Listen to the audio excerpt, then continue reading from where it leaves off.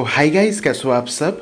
मेरा नाम है मानव राय, आप देख रहे हो Hindi take video YouTube channel. And इस वीडियो के अंदर हम बात करने वाले हैं किस तरह से अपने Xiaomi Poco F1 डिवाइस के अंदर जो Corvus का 5.0 वाला अनऑफिशियल बिल्ड है एंड जो D8G कर्नेल है दोस्तों 3.4 प्लस AIO उसे किस तरह से इंस्टॉल करते हैं उसके बारे में ये वीडियो है। तो इस वीडियो के अंदर मैं आपको स्टेप बाय स्टेप दिखाऊंगा Corvus के साथ D8G कर्नेल को किस तरह से फ्लैश करते हैं अपने Poco F1 के अंदर। हमारे पास जो Poco F1 है वो फिलहाल MIUI 12.0.3 जो ग्लोबल स्टेबल लेटेस्ट वर्जन है उसके ऊपर रनिंग कर रहा है। इसके अंदर हमने जो बूटलोडर है ऑलरेडी अनलॉक कर लिया है एंड बूटलोडर अनलॉकिंग का वीडियो ऑलरेडी मैंने डाल चुका हूँ।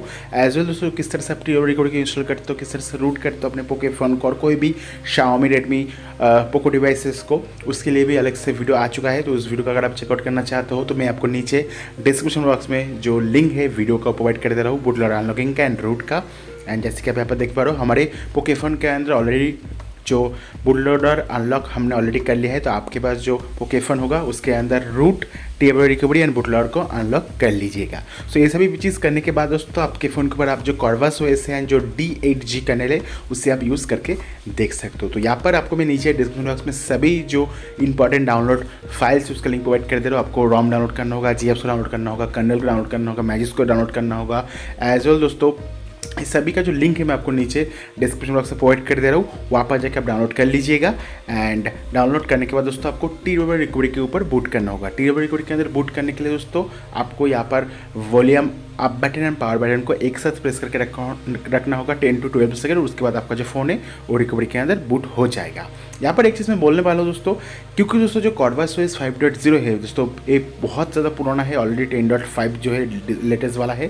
तो इसलिए हमें जो टेबल रिकवरी है, अगर आप टेबल रिकवरी के अंदर 3.5 की यूज़ करते हो तो दोस्तों आप फ्लैश नहीं कर पाओगे। आपको दोस्तों जो पुराना वाला टेबल रिकवरी है उससे यूज़ करना होगा, वरना आप ये जो Corvus OS 5.0 का बिल्ड है इसे आप फ्लैश नहीं कर पाओगे। सबसे पहले पूरा डेटा का बैकअप ले लीजिए, क्योंकि इस प्रोसेस के अंदर आपका फ़ोन के अंदर जितने भी फोटोज़ वीडियोस फाइल है सब कुछ दोस्तों यहाँ पर डिलीट होने वाला है। तो मेक श्योर करना आप पूरा डेटा का बैकअप पीसी के अंदर और क्लाउड के अंदर आप स्टोर कर लीजिए एंड बाद में उसके अंदर आप फ़ोन के अंदर रजिस्टर कर सकते हो। सो बैकअप होने के बाद दोस्तों आपको यहाँ पर डायलवे कैशे सिस्टम डेटा को सिलेक्ट करके आपको वाइप कर देना होगा। ध्यान में ये बात हो कि अगर आपका फ़ोन इनक्रिप्टेड है दोस्तों आपको फॉर्मेट डेटा करना होगा। अगर आपका फ़ोन इनक्रिप्टेड नहीं है तो दोस्तों आप चाहो तो सिंपली वाइप कर सकते हो। तो यहाँ पर आप पहले जो है क्लीन फ्लैश नहीं करने वाले हैं, नॉर्मली फ्लैश करते हैं। तो सबसे पहले हम दोस्तों जो Corvus OS है उसे फ्लैश करते हैं। तो Corvus OS को सिलेक्ट कर लेना होगा।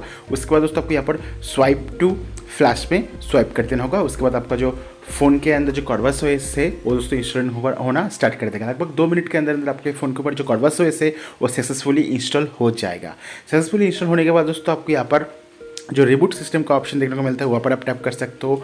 और दोस्तों यहाँ पर आप बैक में आके रिबूट में जाके सिस्टम में टैप कर सकते हो। तो अगर आप इस तरह से पॉपअप आए तो यहाँ पर डू नॉट इंस्टॉल में टैप कर लीजिएगा। बेसिकली जो टेबल रिकवरी का एप्लीकेशन है उसके लिए पॉपअप हमें देखने को मिलता है।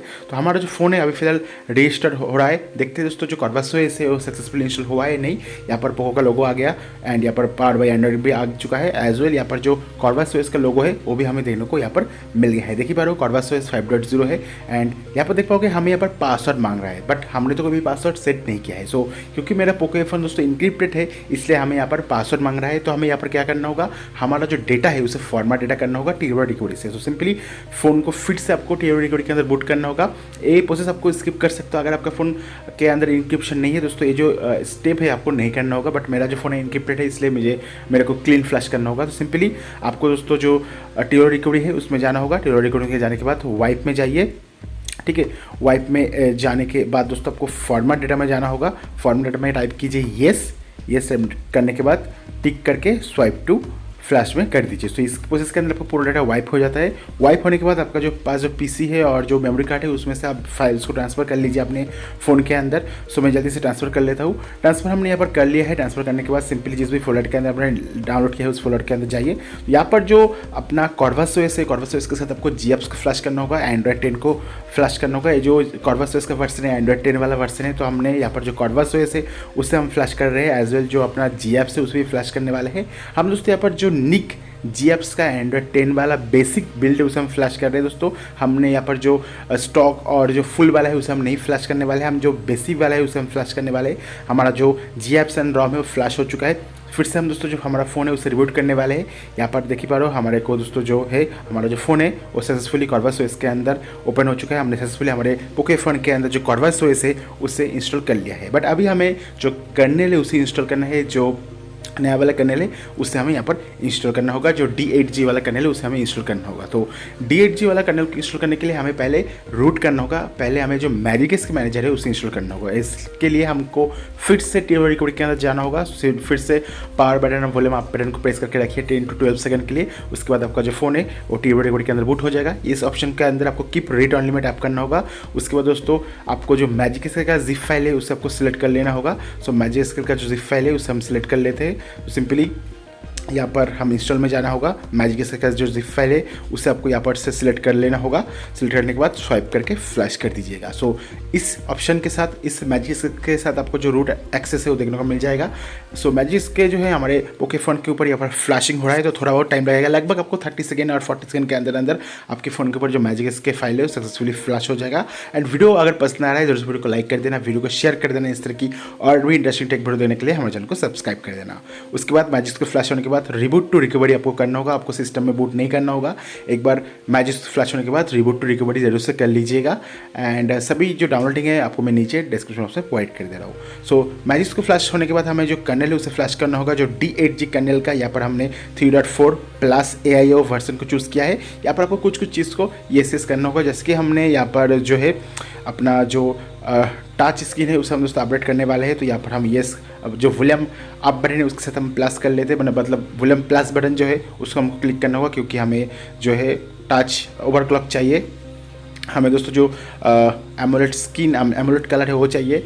उसके बाद जो थर्मल है, थर्मल की हमारे पास ज़रूरत नहीं है, हम दोस्तों अलग से थर्मल को फ्लैश करने वाले हैं, जिसके लिए अलग से वीडियो आएगा।